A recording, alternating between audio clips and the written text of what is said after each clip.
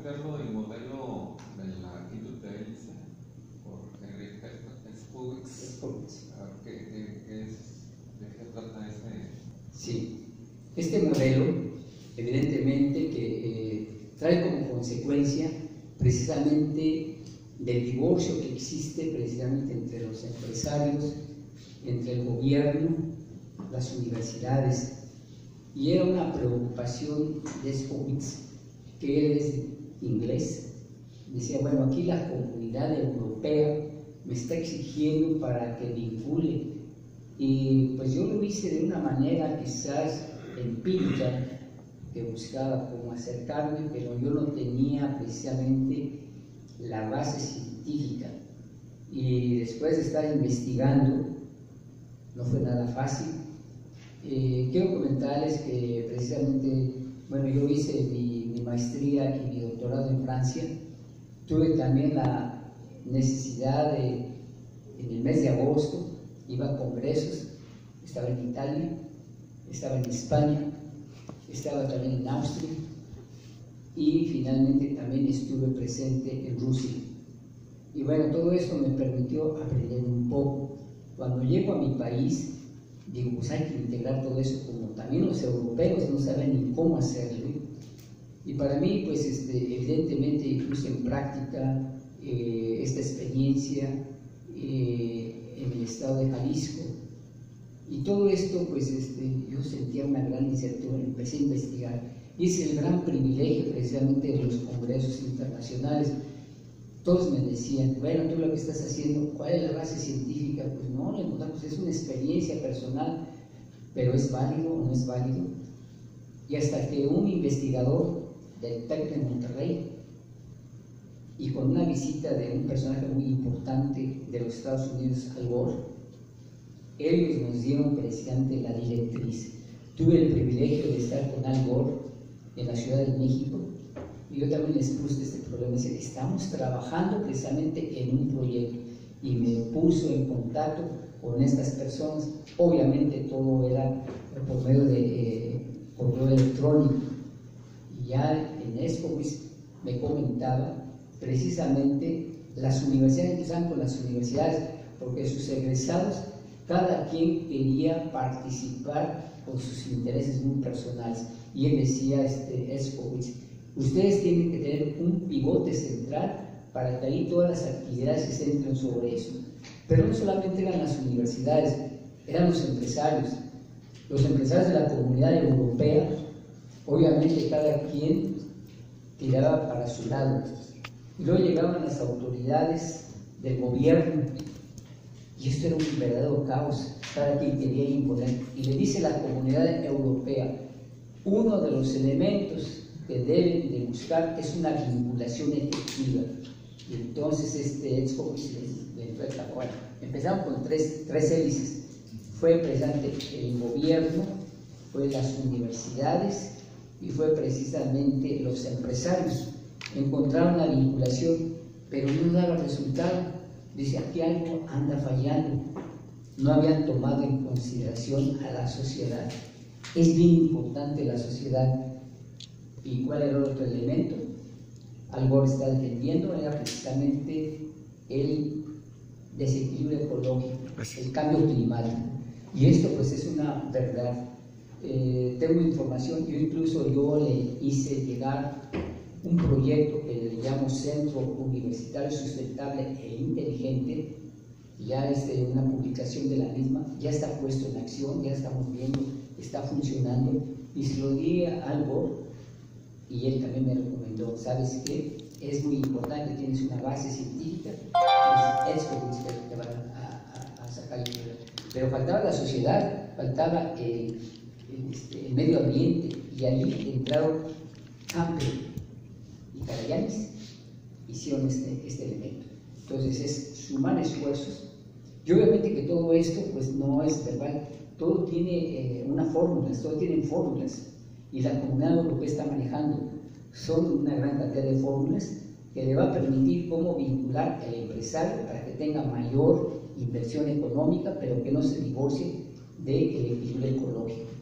Y así fue con el gobierno de la Comunidad Europea, así fue también con las universidades, de todas las universidades, centros interdisciplinarios y sobre todo la sociedad.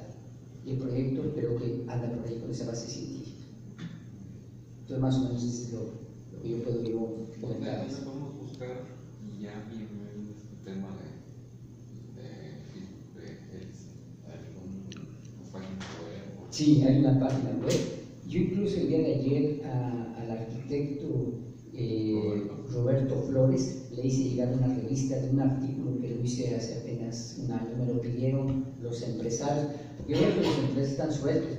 Por ejemplo, del tequila, cada quien trabaja por su lado, Tequila El Cuervo y otros tequilas, pero no hay ese tipo de unión. El gobierno, que también es muy heterogéneo, donde están personas del PRI, donde están personas del PAN, donde están personas del PRD, donde está el Movimiento Ciudadano, que es el actual, y cada quien tira para su lado. Entonces hay que vincularlos, hay que saber trabajar en equipo, en grupo, y pues obviamente también la situación de la sociedad que se ve afectada. Entonces de la Universidad de Harvard, yo le hice llegar los elementos con el arquitecto Roberto Flores, que tiene esa revista que les va a permitir, que hablo de la quíntuple hélice, y otra persona que me apoyó es de la triple hélice. Entonces es un documento interesante, ya le dice las referencias, cómo ponerse en contacto.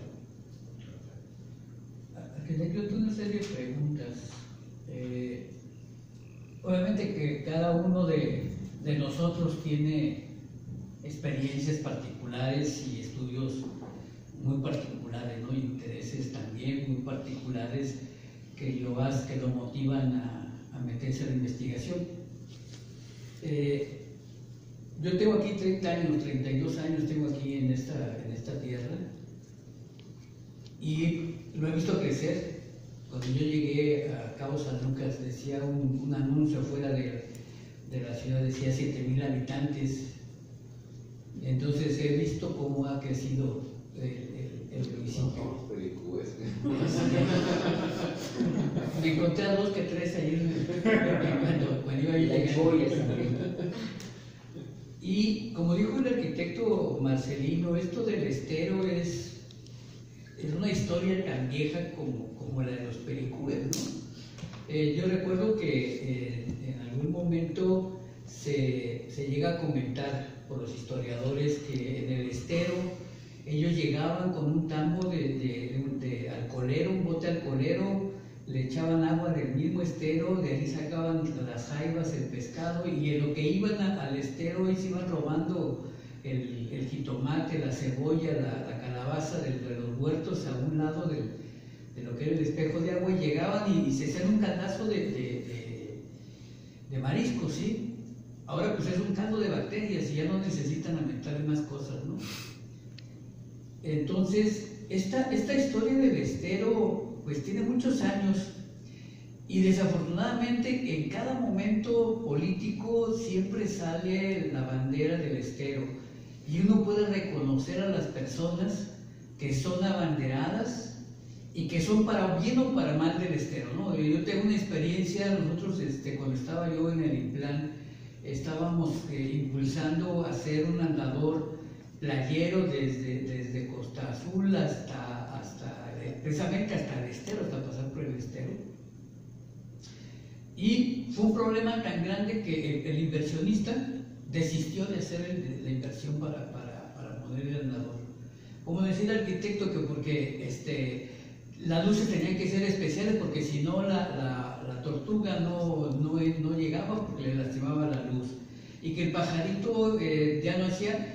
Entonces, cada vez que se quiere hacer un proyecto, los ambientalistas empiezan a tener una problemática, y cuando se trata de salvaguardar el estero, pues salen también a su defensa, pero nunca salen con soluciones ni con esta situación.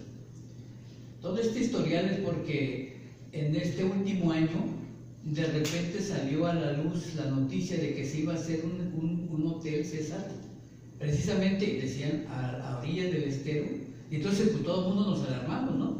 Pues ¿cómo es posible hacer un hotel en el estero? Yo me di la tarea de investigar la historia del área natural protegida, y entonces me di cuenta que había habido varios cambios. No entiendo todavía porque no soy ecologista, pero el hecho de hacer un área natural protegida, hacer un decreto de un área natural protegida, pues tiene que tener un estudio y un fundamento, ¿sí? Y básicamente para la naturaleza, ¿no? Entonces, se hacen varias adecuaciones, se hacen varios movimientos. 3 de ellos los justifico porque existen, y en las declaraciones lo dicen, se hacen los movimientos por esta situación de las afectaciones por huracanes. Es una situación, yo creo que muy especial la que nosotros tenemos. En toda la República Mexicana no creo que haya 2 lugares exactamente iguales, ¿no? Posiblemente Cancún tenga la misma problemática con nosotros, con los huracanes, pero realmente nosotros nos pegan de frente. Todo el huracán que nos alcance a llegar, o las tormentas tropicales nos pegan de frente. Entonces, esta situación es que nosotros no nos llueve en todo el año, y cuando nos llueve lo que llueve en la Ciudad de México en todo su tiempo de lluvia, ¿no? En esta última lluvia de Lidia fueron, creo que como 600 milímetros de agua los que cayeron. Ellos estaban previendo que eran 400 y cayeron 200 más, y nos hizo pomar a la ciudad, ¿no? Entonces, la bajada del agua de los arroyos aquí es sumamente extraordinaria. Yo tengo un video, y precisamente lo tengo subido en la nube, de la lluvia de el 93, en donde por primera vez ya teníamos un puente sobre el arroyo y llega la lluvia y se lo lleva, ¿sí? Y después llega Juliet y se lo vuelve a llevar otra vez. Yo todavía pensaba, bueno, que no tenemos ingenieros tan inteligentes para poder. Y yo me di cuenta que la naturaleza es mucho más fuerte que nosotros. Entonces, los cambios que realizaron son entendibles porque se modifican las condicionantes de lo que era el área natural protegida. Pero de repente llega un decreto en el 2011 en el cual excluyen un área. Y así de la noche a la mañana la retiran de una zona que ahora actualmente, por mera coincidencia, es donde van a hacer los 2 hoteles, donde están planteando el hotel o los 2 hoteles, ¿sí? En el decreto hablan acerca de que pues esta área natural protegida, que antes era área natural protegida, ahora ya pasa a ser un área normal en la cual se pueden desarrollar. Y lo quitan y así especifican que ya se puede utilizar habitación en esa área. De toda la historia, y me baso en esta nada más, en esta pregunta, o sea, dentro de lo que usted ha tenido la experiencia, a la hora de que se hace un decreto y que todo lo que queda dentro de este decreto debe de tener unas condicionantes especiales, ¿no? El sacar un espacio, una área, así se puede hacer y darle el cambio de uso de suelo de área natural protegida con reservas ecológicas, a ya poderle determinar una densidad, e incluso, pues creo que el último dictamen que se tiene es de un edificio de 6 niveles, y obviamente pues su costo y su costo debe de ser bastante amplio, ¿sí? Desde mi punto de vista, lo que está sucediendo es que todo lo estamos enfocando, todas las armas se están enfocando, la vista se fue enfocando precisamente a esta cuestión de cómo vamos a mejorar el estero, cómo vamos a revivir el estero. Pero ¿qué va a pasar con esta área cuando le empiecen a construir? ¿Qué efectos le puede traer al estero o al área natural protegida cuando esta invasión empieza a surtir efecto?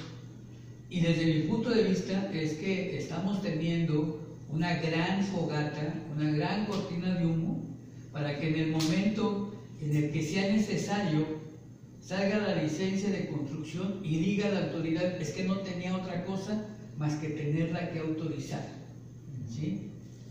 ¿Por qué? Porque ya había antecedentes, porque el uso del suelo ya estaba determinado, porque hay una situación urbana en la cual tenemos un plan de desarrollo que está marcado como SEDEC, Área Natural Protegida, pero ellos tienen un uso de suelo del 2004 antes de que se diera la segunda actualización del plan de desarrollo, y que según las autoridades y según los especialistas, cualquier autorización que se tenga antes de un plan de desarrollo, lo que prevalece es la autorización del uso del suelo. Pero también la ley dice que si a los 3 años no se ha utilizado ese cambio de uso del suelo, fenece, ¿sí? Pero obviamente sé que no estamos en un país de ilusiones y creo que lo puedo ver muy realista. Estamos en un lugar en el cual la posición económica pesa y pesa grandemente, ¿sí? Contra la persona con la que tiene estas propiedades, tiene un poder económico y un poder político extraordinariamente grande, ¿sí? Al grado de que ha podido hacer el cambio en físico de algunas secciones de la carretera que se tienen previstas todavía en la tercera actualización, aunque todavía no están, ellos ya lo están realizando bajita la mano. Tan fuerte es su poder que pudieron hacer una carretera de San José a Cabo del Este sin que nadie, ninguna autoridad, pudiera meter las manos para poderlo impedir. Y que todavía una síndica pudo decir en público y por medio del radio que ese camino no estaba registrado, cuando ese camino tenía decenas de años, que era el tránsito del camino que nos llevaba a Cabo del Este. Era un camino, pues, ni camino porque era una carretera, no estaba pavimentada, pero era lo que nosotros teníamos de costa, ¿no? Entonces te vuelvo a repetir, mi pregunta es si realmente se puede hacer así de la noche a la mañana un cambio de uso del suelo sin tomar todos los antecedentes de área natural protegida, de zona ecológica, de todo esto que se tiene para la cuestión ecológica. Creo que sería importante darle más antecedentes. O sea, el origen llega a Fonatur y hace una expropiación en el 74. Ese terreno que Fonatur expropia en el 74, 1.700 hectáreas, es lo que le vende a este desarrollador ya con un uso del suelo. El gobierno del Estado, y esto es del 74, el gobierno del Estado en el 2000, en el 99, ¿cuánto se decreta el área de la reserva? 93. En el 93. Hace un área natural protegida estatal, porque no tiene ni facultades para hacerla, solo es el Ejecutivo. Entonces la derogan y la hace reserva ecológica. El Estado, tranquilamente, el inversionista llega con un uso del suelo federal, con una venta federal de Fonatur hacia él para desarrollo. Entonces pues el gobierno lo único que hace es, dice, perdón, este pedacito no, y ahí está todo. Entonces te vas a pelear con el gobierno federal. Allí es donde está el conflicto. Y esas 170 hectáreas perdidas que se dice, pues toda esa sección de ahí. Pues una pregunta muy interesante, indiscutiblemente, y que ya también nosotros lo hemos padecido. ¿Cómo se puede resolver este problema que también lo hemos visto en la zona metropolitana de Guadalajara, no solamente en el Cerro Salado, y que hemos tenido una gran cantidad de responsabilidad? Yo como asesor también del gobierno federal, también he estado haciendo una serie de propuestas. ¿Y qué ha sido este problema? Río revuelto, ganancia de pescadores. Entonces, ¿qué es lo que hay que hacer? Tiene que haber una figura muy importante de una manifestación de impacto ambiental, que no lo hay. Incluso que vemos precisamente con el presidente que quiere hacer precisamente lo del aeropuerto de Santa Lucía, que quiere hacer otros desarrollos, pero adolecen precisamente de una manifestación de impacto ambiental, como también aquí no lo tienen. Pues sirven decretos y pues obviamente hay gente que son vivales y se va a aprovechar, como este caso que usted me dice del Hotel César, pues obviamente son intereses económicos y que eso, como no hay un respaldo que les prohíba, pues lo hacen. Entonces esto es muy importante para el colegio de profesionistas, que no solamente lo hagan ellos solos, que tienen que apoyarse con otras disciplinas. Entonces es muy importante hacer una manifestación de impacto ambiental. Y la experiencia personal que hemos visto, por ejemplo, hay un gran pulmón en Guadalajara, que es el Bosque de la Primavera. Yo quiero decirles que, por ejemplo, el Bosque de la Primavera, y estoy hablando de 1930, tenía 90.000 hectáreas. La mancha urbana de Guadalajara tenía 20.000 hectáreas. En este 2019 vemos con gran tristeza que la mancha forestal del pulmón tiene 32.000 hectáreas y la mancha urbana de Guadalajara tiene más de 70.000 hectáreas. Se han invertido los papeles. ¿Qué sucedió allí? Pues obviamente la gente quiere hacer sus residencias y ha ganado terreno al bosque. Y otro ejemplo es el lago de Chapala. Estuve también trabajando en el lago de Chapala, que es la cultura vegetal, y obviamente también allí me encontré con muchos problemas, empezando por el gobernador.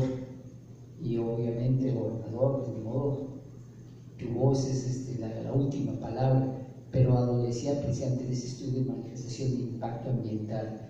Quiero decirles que yo intentaba de una forma de que se respetase ese lago Chapala, porque es el abastecimiento del agua potable para la zona metropolitana de Guadalajara. Y él les decía que se requiere 17 metros cúbicos por segundo. Yo le decía que un día tiene 86.400 segundos, multiplicado por 17 metros cúbicos, ya se imaginarán la gran cantidad de agua que requiere Guadalajara. Entonces ahí era un gran problema de que querían secar el lago Chapala. Pues van a venir problemas, el desasolve, el problema de retroemisión de agua más limpia, pero aquí lo más importante que querían secar el lago Chapala. Pero eso no era reciente. Ya un personaje muy importante del año de 1900, que todo lo ve como un gran político, un gran héroe, Mariano Otero. Entre sus planes era secar el lago Chapala. Llegaron otros gobernadores, no quiero mencionar el nombre, pero hubo varios gobernadores que les interesaba secar el lago Chapala porque ya estaban contratando una serie de constructoras para hacer viviendas residenciales de fin de semana. Esto es algo increíble, no debe de ser así. ¿Por qué? No tenían un estudio, una manifestación de impacto ambiental. Y a lo que voy también, el Bosque de la Primavera. Entonces había muchos desarrolladores y me pidió el gobierno que hiciéramos un estudio de manifestación, lo hicimos, con un grupo de personas, pero eran biólogos, eran agrónomos, eran arquitectos. Obviamente me estuve respaldando con la Universidad de Guadalajara y con los organismos no gubernamentales y también con un colegio de profesionistas. Pero aquí también en el colegio de profesionistas hay mucho gran problema. Yo también estuve en el Colegio de Profesionistas de la Ciudad de México. Había dos, el del Politécnico y de la UNAM, estuve en los dos. Llego a la Universidad de Guadalajara, que también estuve en un colegio de arquitectos, que también es un gran número y cada quien tiene intereses. Ahora estoy en un colegio de ingenieros arquitectos egresados de la ESI. Somos 40 y somos especialistas. Y obviamente, entre más reducido es el grupo, funciona mejor. Yo quiero decir también la figura, que eso también es muy importante.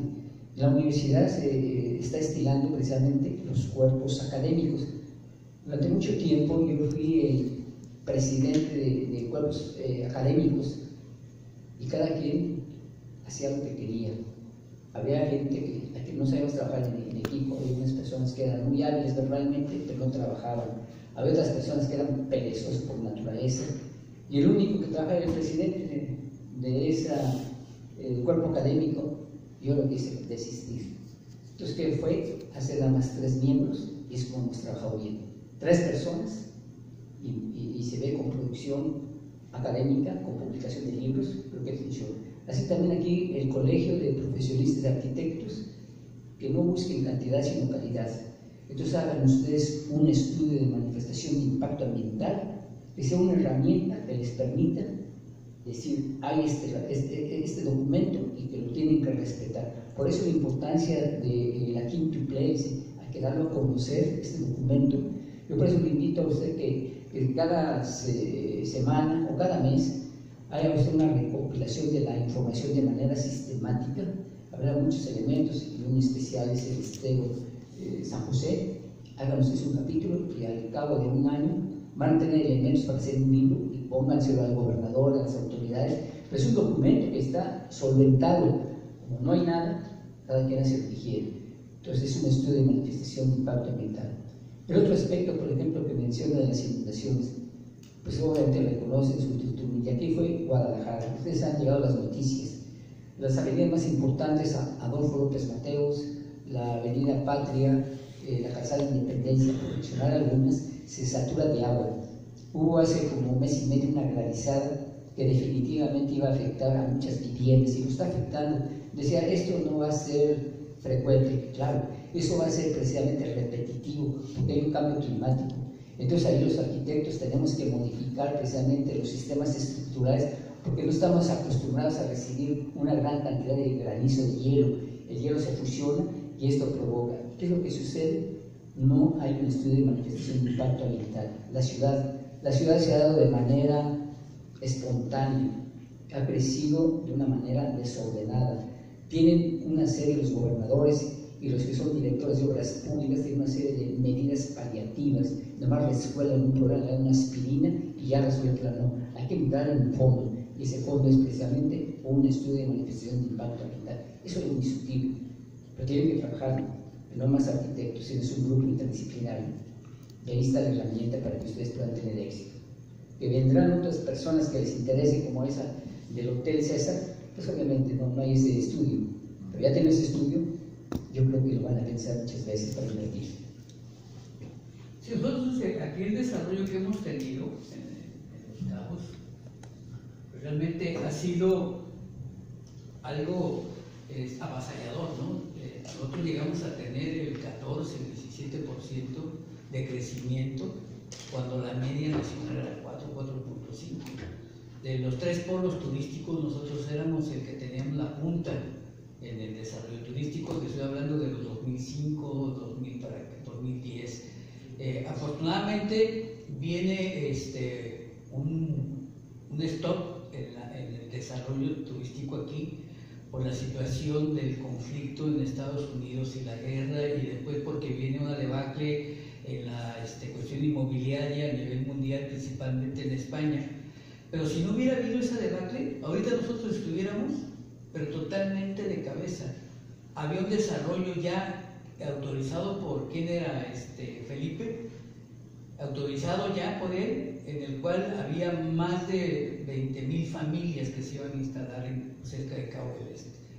¿Cómo iban a tener agua? Pues, iba a ser una debacle para todo el mundo, ¿no? Entonces el desarrollo que se ha ido, la experiencia que yo personalmente tengo es que desafortunadamente el desarrollador viene y siempre quiere hacer lo que necesite hacer para que su proyecto sea viable económicamente, no viable socialmente y ecológicamente, ¿sí?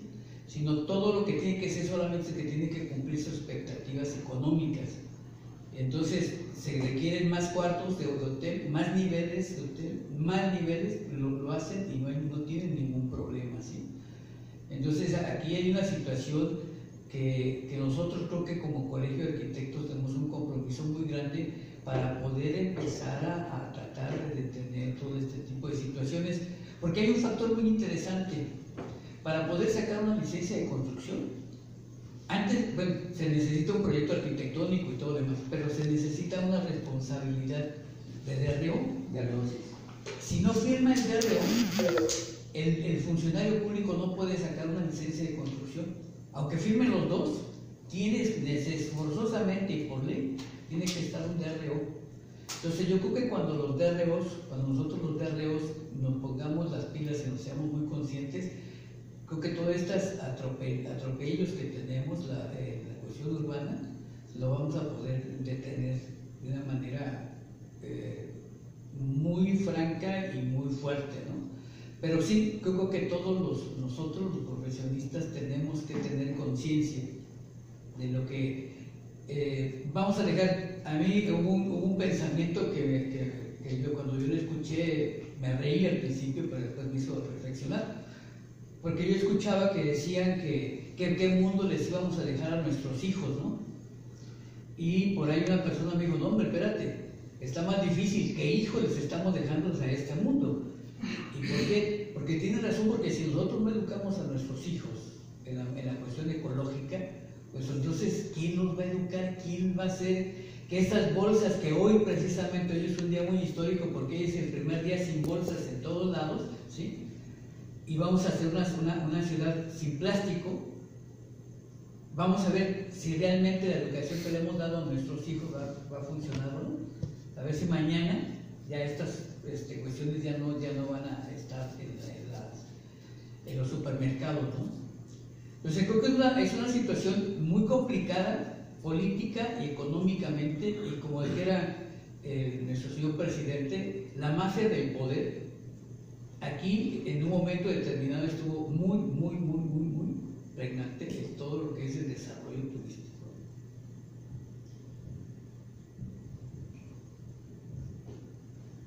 Miren que al respecto, también cosas muy interesantes, arquitecto, muy profundas.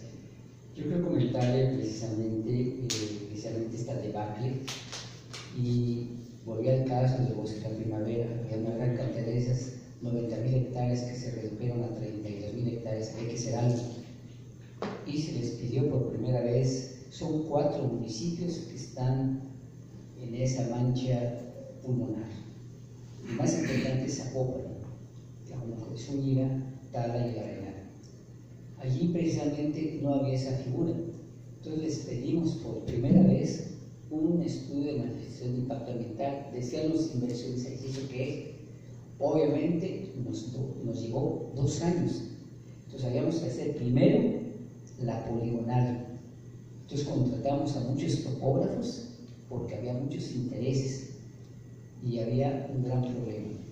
Nos tardó aproximadamente, pues es la cuarta parte del documento, un documento de 700 hojas. La cuarta parte, estamos dedicando casi 200 hojas, casi. Y era precisamente esa delimitación.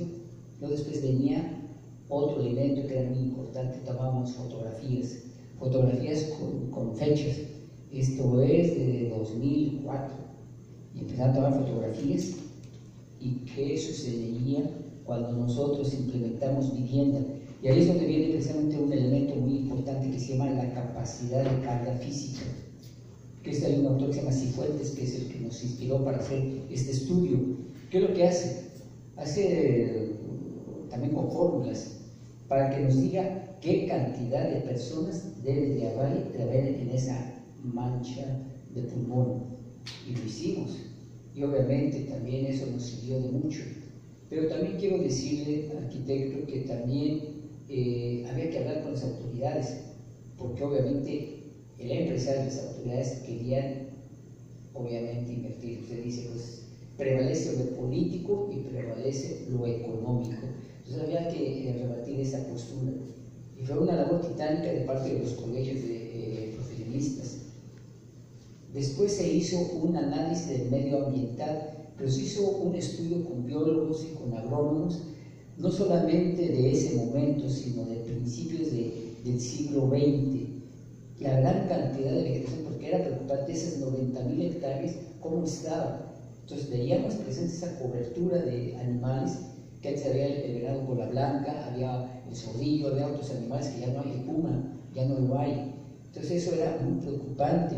Y se pasa a una residencia, que obviamente también estábamos dosificando el espacio, porque la capacidad de carga se tenía que reducir. Ya no eran casas de 2.000 metros, ya no eran casas de casi una hectárea, 10.000 metros cuadrados, sino eran casas de 500 metros cuadrados o 200 metros cuadrados, dosificados, pero con un criterio de medio físico transformado adecuada a esa huella ecológica. Y luego después la postura de la población, ¿qué debería de hacer? Y usted dice atinadamente, la población. Nuestra gente a veces está, pues no sabemos. Yo creo que en este momento es muy preocupante la herramienta tecnológica. No es posible que a veces en charlas que disfrutábamos la mesa, hablando con nuestros hijos, y ahora ya no, cada quien tiene su su laptop, tiene su celular, y hay un divorcio entre la comunicación. Y ahí hicieron un estudio precisamente en Inglaterra y en Alemania que dicen que prohíben que cero de pantallas de los jóvenes, de los niños de 0 a 2 años, y de 2 a 5 nada más les permite 1 hora. Algo tiene ese evento, no es así suelto.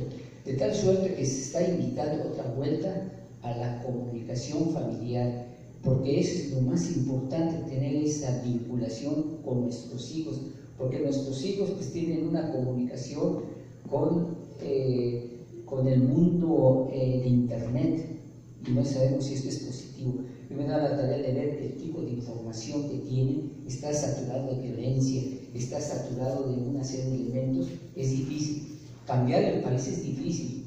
Esto no es una postura del arquitecto, pero sí forma una parte mínima, donde tiene que ser la participación del sociólogo, tiene que ser la participación del psicólogo, y obviamente también el arquitecto tiene un papel importante. Pero son esas profesionistas. Y quiero decirle también que con esa postura de esa gente que estaba en el bosque de la primavera, que se tuvo que adecuar a ciertas dimensiones, ahora sí hay una restricción por la postura de esta manifestación de impacto ambiental, hasta llegar precisamente a decirles: tu vivienda debe ser de tanto tamaño y tus calles deben ser tanto del ancho. Obviamente también, por ejemplo, están acostumbrados a poner una carpeta asfáltica. No es lo correcto. Había que poner precisamente un adoquinado para que se filtrara el agua y retroalimentara los mantos freáticos. En la unión entre la banqueta y el arroyo de la calle había que dejar una abertura de unos 5 milímetros para que ahí el escurrimiento del agua se aprovechara en el bosque de la primavera, que también eso es un surtidor de agua para la mancha urbana de Guadalajara con sus mantos freáticos. Entonces esto también es una postura, hay que cambiarla. Y yo hablo del año 2050. El año 2050, si seguimos con el criterio como lo hemos estado haciendo tradicional, va a ser un gran problema. El problema va a ser la carencia de agua. Entonces va a haber guerras, pero va a haber guerras no por el petróleo, sino va a haber guerras por el agua. Entonces esto es preocupante, pero hay que cambiar precisamente la estructura. Y luego un papel muy importante de los arquitectos en sus desarrollos, que sean mucho más amables con la naturaleza. Va a tener indiscutiblemente muchas barreras con los políticos y con los empresarios, y por eso es esa herramienta precisamente de la quíntuple S que les va a permitir cambiar el panorama, incluso a nuestros presidentes, que obviamente no saben lo que está haciendo. Hablando de, sí, de esta hélice, de estas 5 hélices De los 5 elementos. o elementos, realmente veo que no se ha dado lo del cuidado del estero y todo esto.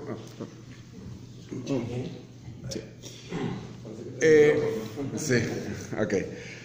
Pero veo que si es por el medio ambiente, ¿con quién platicaron ustedes para que se pudiera dar cualquiera de lo que nos ha expuesto?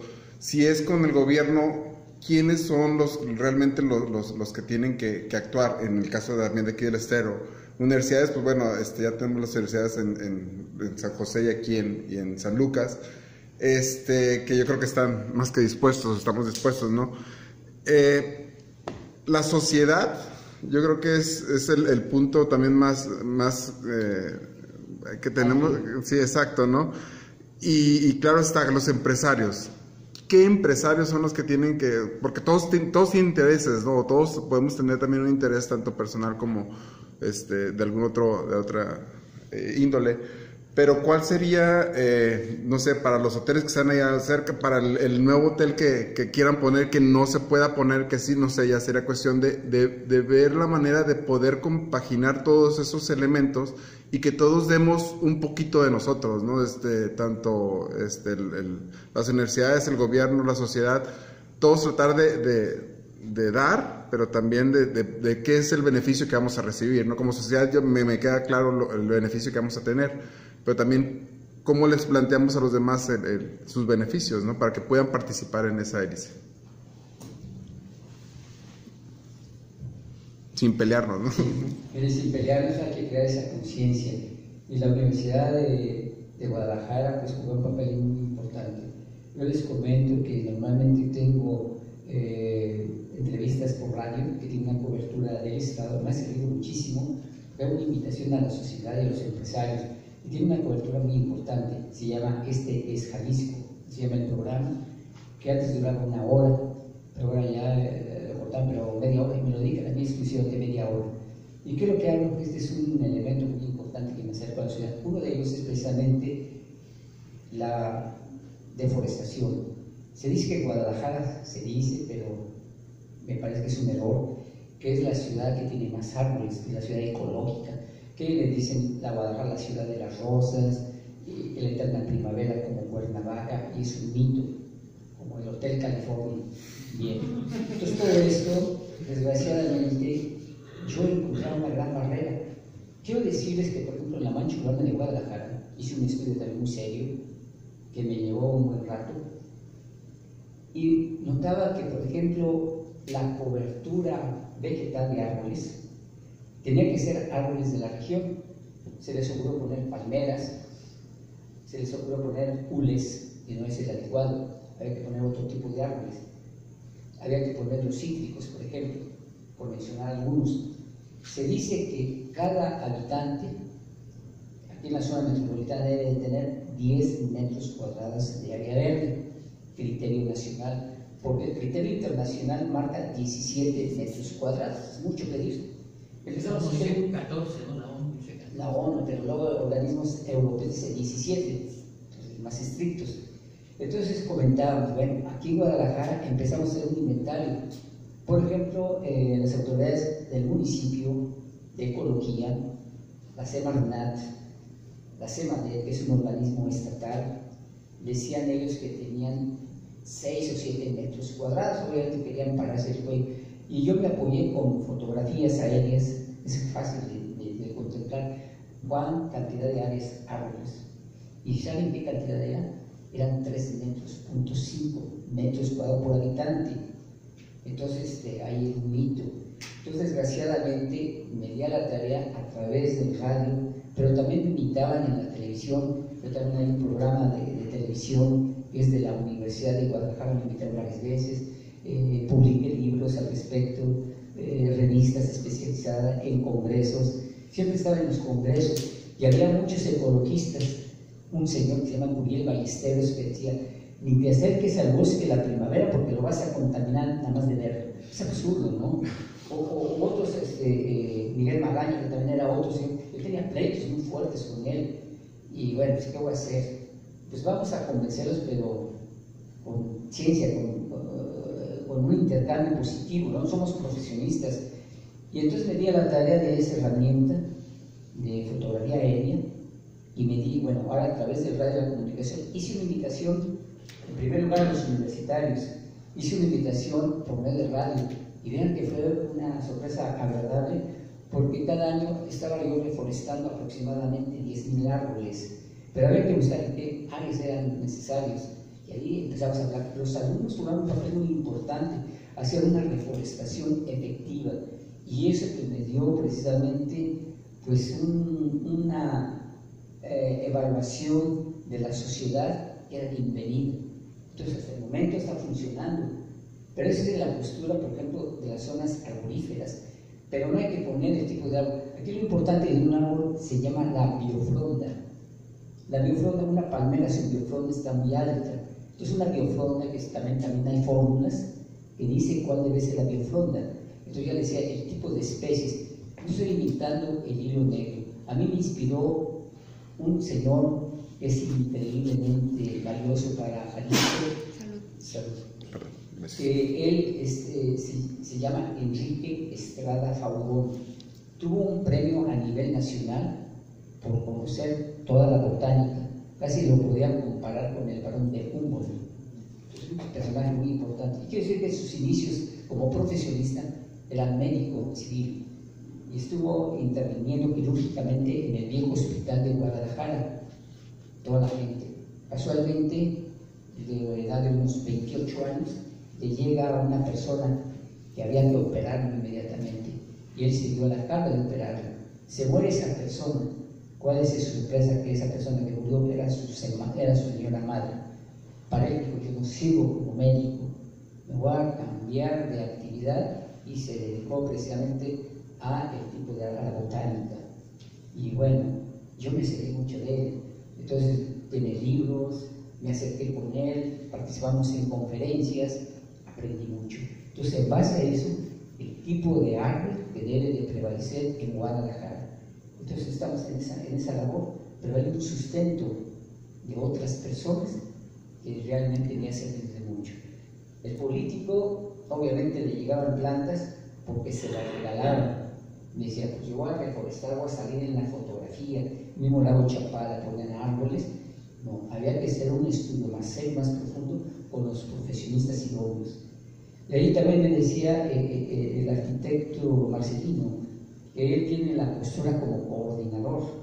Es un gran problema. Yo también fui coordinador desde el año de 1970, y todavía sigo siendo coordinador y tengo muchos problemas, pero hay que saber trabajar en equipo. No somos un Miguel Ángel, no somos esas Einstein, no, pero somos hombres en este siglo XXI que debemos de trabajar con gentes, pero hay que coordinarlos, es decir, tú vas a hacer esto, tú vas a hacer lo otro, pero una labor de equipo. Y en ese caso, la mancha urbana de Guadalajara, pues ya no son esos 3,5 metros. Yo les decía, estás también contando la tierra de las macetas y de las uñas de tus manos para que llegue a esos 6 metros, no, es un absurdo. Entonces había que estar buscando estos elementos técnicos. Pero hay otra cosa más, el agua. ¿Por qué se ha estancado el agua? Yo les decía que era Avenida López Mateos, era Avenida Patria, la calzada Independencia, que es la primera. Nos conquistaron los españoles, era un tablero damero. Si ven un recurso natural, pues nos estorba y vamos a una avenida. Aquí también lo estamos viendo. Se inunda porque el elemento agua tiende a reconocer sus causas normales. Y así está sucediendo en Guadalajara. A mí también tocó participar en el segundo proyecto más importante de Guadalajara, que es Plaza Patria. También yo estuve participando allí del año de 1974 al año de 1978, que casualmente es un privilegio para mí porque allí conocí a mi esposa. Ella era decoradora y yo era el arquitecto que construía. Y bueno, pues fue interesante esa relación. Y bueno, todo esto, yo le decía a mi esposa, ¿sabes qué? No han hecho estudios, hay que hacer un canal adecuado. Pero en ese entonces, la persona que era tener poder, un señor muy millonario, el señor se llama, no voy a decir su nombre, que murió, él se llama Mario Emuda Desde, era un libanés multimillonario. Y cuando yo le decía que había que ser cambiado, dice, primero acércame a mí y dime don Antonio, si no, no te hago caso. Ay, don Antonio, y mire, vamos a cambiar aquí, pero hay que prevalecer el criterio económico. Pero no iba a tener esa herramienta de hacer un estudio de manifestación de impacto ambiental. Si lo hubiera tenido, tenía yo argumentos. Mi argumento era que eso, las futuras generaciones iban a tener problemas de inundaciones, y se está viendo actualmente las inundaciones, que desgraciadamente ha generado muchas desgracias personales, muchos vehículos que se han perdido totalmente, viviendas, precisamente porque no está concebida la ciudad para canalizar esa agua. Aunado con esto, que es un privilegio en la CEDUE, antes, bueno, ahora CEDESOL, ahora la Secretaría de Bienestar, pero cuando estaba en la CEDUE, y antes era la SAOP, bueno, cuando estaba en la CEDUE, me dio la oportunidad de coordinar trabajos del agua potable y alcantarillado de las 124 municipios, ahora son 125, 124 municipios, obviamente con apoyo de gente, ingenieros civiles y demás, y pude detectar en todos los municipios y concretamente en Guadalajara que sus canales, todo su sistema es completamente obsoleto. No es posible que de 1945 todavía existan tuberías de barro, que está absurdo, y que eran tuberías de 30 centímetros. Se requiere más el potencial, se requieren tubos de 90 centímetros mínimo para recibir todo el agua pluvial.